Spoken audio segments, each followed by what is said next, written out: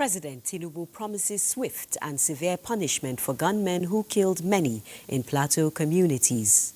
Youth employment in solid mineral sector in focus as federal government inspects jewelry making center, pledges to establish more gemstone centers nationwide. Weather also in the spotlight as correspondent gives panoramic view of potential effects on health this month of April. Details and more on News Panorama with me, Naja'atu Tijani. Stay tuned.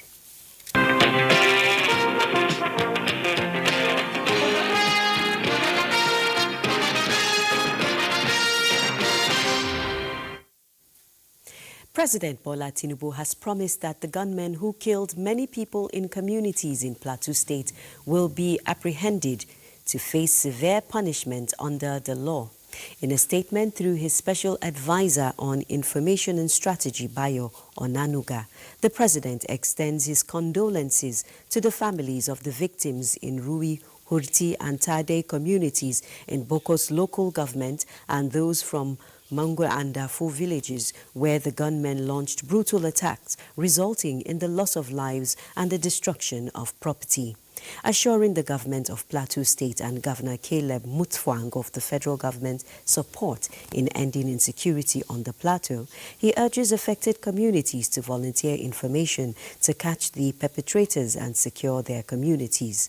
The president also directs the National Emergency Management Agency to work with state authorities to provide necessary support to the victims and bring immediate relief to the affected communities.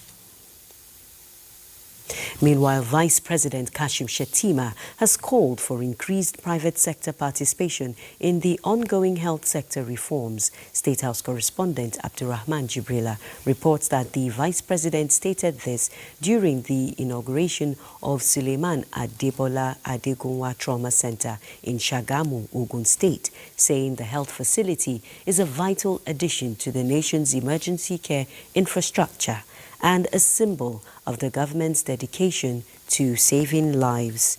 He commended the initiative, urging more philanthropists and corporate organizations to rise beyond personal achievement and invest in nation building.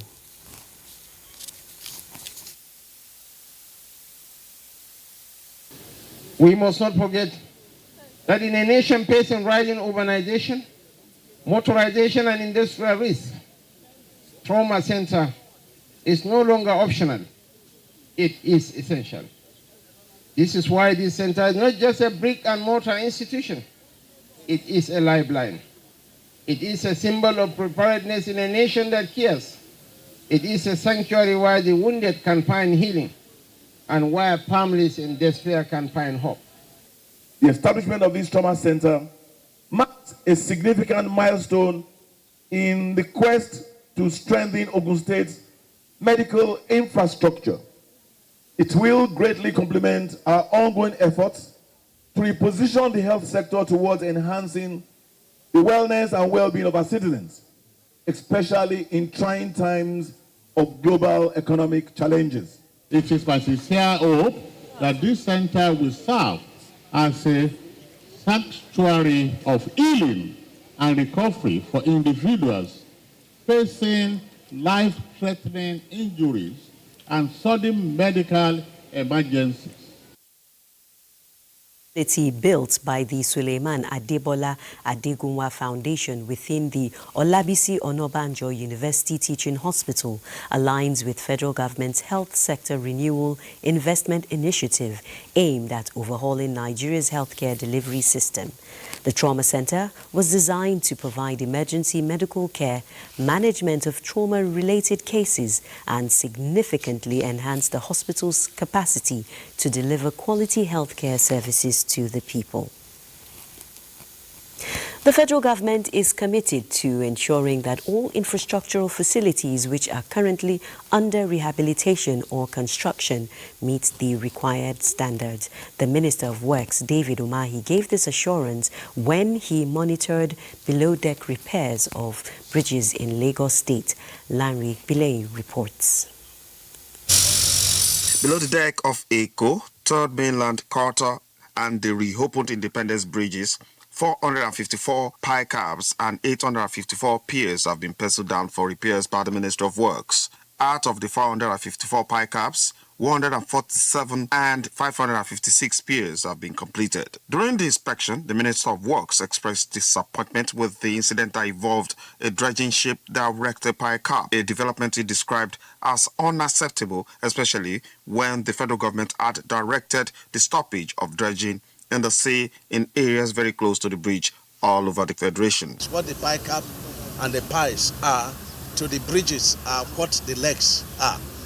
And I went, to the smaller boat to monitor the level of damages below the water occasioned by this dredger that hit this. And I was, very shocked. A whole one pie was totally removed. And what is holding that particular section is only the rods. David Umahi used the opportunity to call on relevant authorities at both state and federal levels to halt movement of boats and ships around the axis until comprehensive work under the deck is completed. In Lagos, Lanre Peleyi, NTA News. Meanwhile, the federal government says it will establish more gemstone and jewelry making centers across the country to boost entrepreneurship in the mining industry and support local value addition policy. The Minister of Solid Minerals Development, Dele Alake, gave the assurance during a tour of the Laurel School of Mining in Abuja. Mie Ogidi reports. Busy, productive fingers transforming gemstones to jewelries. And this fits into Minister Dele Alake's policy thrust of local value addition. Laurel School of Mining, Abuja, a center supported by the Federal Ministry of Solid Minerals Development in giving skills to young Nigerians. They are now being finished right here, which is a value addition. Because that's a significant contribution to the economy. Wow.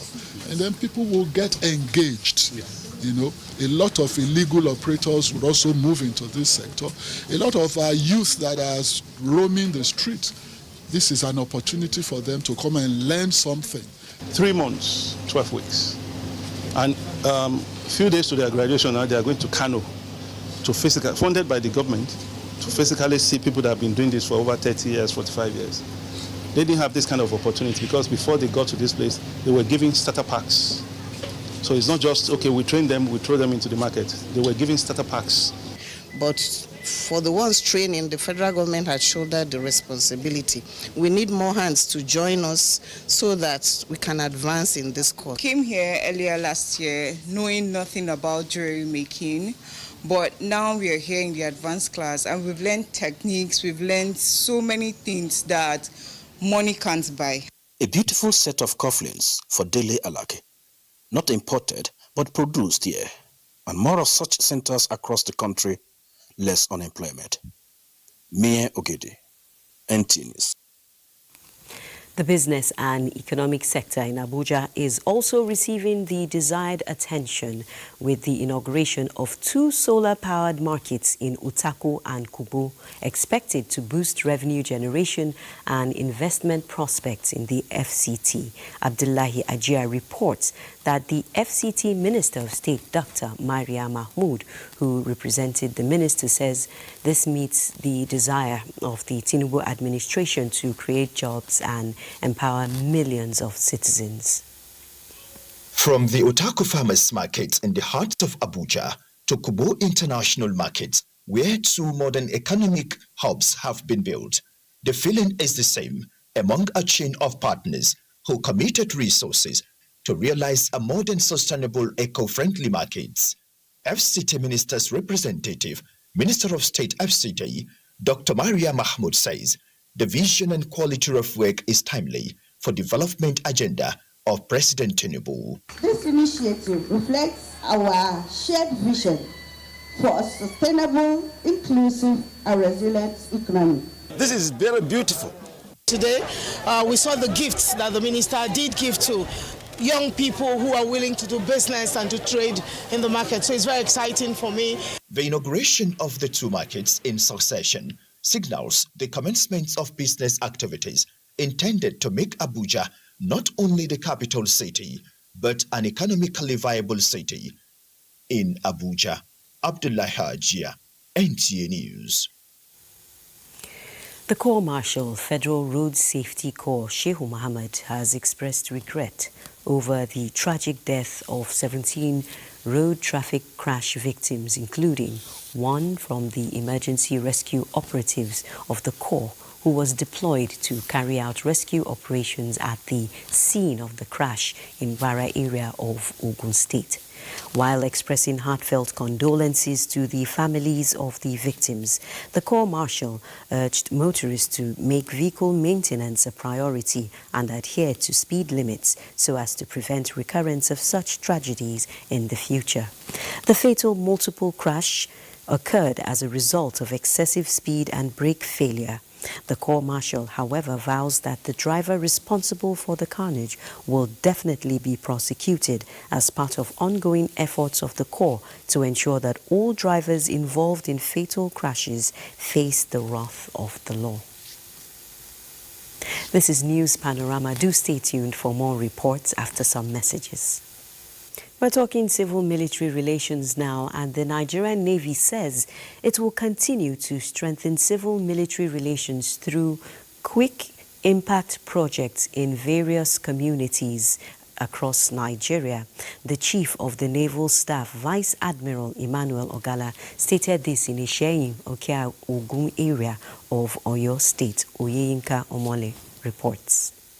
Chief of the Naval Staff, Vice Admiral Emmanuel Ogala, who was represented, said the Nigerian Navy is committed to evolving innovative means of serving other socio-economic needs of Nigerians. Not only do these projects resonate with the vision of His Excellency President Bola Ahmed Tinubu, the Commander-in-Chief of the Armed Forces of Nigeria, they aptly reflect the essence of the quick impact projects as conceived by the Chief of the Naval Staff. In its quest to provide succor to communities in need of intervention in areas of education, healthcare, and electricity, among other social amenities, the Nigerian Navy executed 7-unit water borehole for 7 communities in the Isheyin Okeogun area of Oyo State. We need water badly, so they have come to quench our thirst. And I pray that God will quench their thirst. So for all of us in Nigeria, we should give back to our community. We should be selfless. We should do better. And the sustainability plan is that each generator has been placed in charge of the local leader of the street. So from time to time, it will charge some tokens to buy diesel, to fix a broken pipe, and to run generator. The Special Quick Impact Intervention Program of the Nigerian Navy was initiated in 2024 to honor accomplished senior officers to touch lives in communities at the grassroots. In Ibadan, Oyeyinka Omole, NTA News.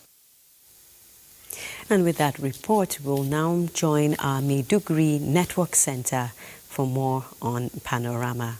Abubakar, over to you.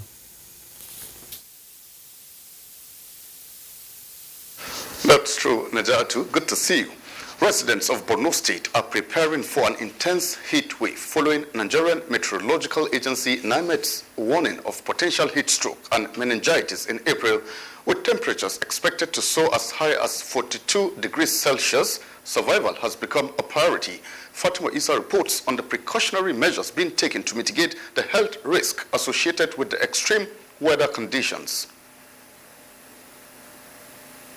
Borno, situated in the semi-arid Sahel region, has long endured extreme heat waves and harsh cold seasons. Yet, its people have shown remarkable resilience. On the streets of Maiduguri, residents brace for what could be one of the hottest months in recent history as predicted by NIMET. The relentless heat is more than just uncomfortable, as it poses a serious health risk, particularly for children, the elderly, and individuals with pre-existing conditions. I'll just make sure I get my water can, my water bottle, anywhere I am. I'll just be taking enough water, because in this heat, we definitely need water to survive. We should always take often water, because lack of taking water can cause a lot of harm to our health. With water vendors having increased in demand amidst the heat wave, people without cooling system resort to traditional methods of wetting the ground and clothing, staying in shaded areas, limiting outdoor activities, and hydrating frequently to prevent dehydration and heat exhaustion. Health expert warns that prolonged exposure to extreme heat can lead to heat stroke, meningitis, and other heat-related illness. One needs to be actually conscious about what he wears. At least if a person will wear a loose-fitted cloth that is lightweight and maybe a brimmed hat, it will reduce the intensity of the sun. As Borno battled both environmental and humanitarian challenges, staying informed and prepared is crucial for survival. In Maiduguri, Fatima Isa, NTA News. Rising temperatures and the associated health risk are a growing concern in Borno State, and with me here to shed light on how residents can protect themselves and what measures government is putting in place to mitigate these challenges is the Commissioner of Health and Human Services, Professor Babu Malam Gana. So it's actually a great honor to have you in our studio this afternoon. Thank you very much for inviting me. Though you're not a first timer here. Good afternoon, Nigerians. All right, let's get down to the main issue now. We're apparently experiencing rising temperatures here in Borno State. How can people cope with the excessive heat? Thank you very much for this very important question. And I would like to give you a bird's eye view of this situation. It's not the first time that Borno is experiencing this sort of hot or high temperatures. If you look back, Borno is in a deepening climatic crisis in the context that temperatures over the decades have increased above average in Borno State. And not only that, we are also having dwindling rainfalls within the state. And we've also noticed that the Lake Chad Basin itself has also shrunk a lot, up to 75% by geospatial imagery. And also we found ourselves with the situation of the insurgency, which has been preventing people to farm their, to go to their farms. All these mitigate to the effect of the climate change leading to what we are seeing today. And Borno State, we look at it holistically in the context that we look at human health, animal health, including livestock. We're looking at agriculture. We're looking at environment. And this holistic approach will be able to take us and sustain us out of these problems. So people who are currently in Borno State are experiencing 40+ temperatures have been resilient in the context that they have been, drinking so much water. They have been, wearing loose clothing. They are staying in sheds or under the neem trees or mango trees, as the cases may be. And also some have been using the local fan, which they can every now and again do that in, having air over their body. And in that way, we are seeing that people are coping with this. And in terms of community, you will see that they have a clear pot filled up with water. And even if you don't know them, you can go and dip your cup into the clear pot and take the water and drink it and cool yourself with a wet towel or whatever. Okay, now, Professor Babu Malam Gana, what are some of the common diseases associated with this weather condition, and how can people protect themselves from heat-related illnesses? Thank you very much. This heat, which is part of climate change, brings in heat as number one, and then you have extreme effects of weather. You have poor agricultural production, you have poor air quality. As a result of this, then we will have to address this properly. The people who suffer from this extreme heat, which leads to initially a condition called dehydration, whereby the body is trying to cool itself and therefore lose a lot of fluid, which is water and salt. and if that is not checked, it can progress onto heat stress. Both conditions will lead to muscle cramps, will lead to feeling of muscle pain, it will lead to, in the heat stress, it can lead to dizziness, etc. But if that is not checked or treated, then it can progress to what we call as, heat stroke. Heat stroke is when the temperatures of the body exceed 40 degrees Celsius, and the patient or the person involved will actually become, unconscious, and without any medical help, this can easily lead to death. And therefore, this is very important that it is addressed. Furthermore, we find that there is poor air quality as a result of these conditions, and therefore people who are asthmatic or who suffer from chronic obstructive airway disease will have problems during this period, as well as people who have got chronic illnesses such as diabetes, such as chronic illness with the kidneys or kidney failure. All these people may suffer from or exacerbation of their situation and leading to deterioration. Okay, can you tell us the category of persons that are most susceptible to the aforementioned diseases? These diseases are common in the extremes of life. By extremes of life, I mean the elderly who are in their 70s, and also extreme of life means the very young ones. Both these categories do suffer from extreme temperature rise, and therefore we need to address squarely these categories.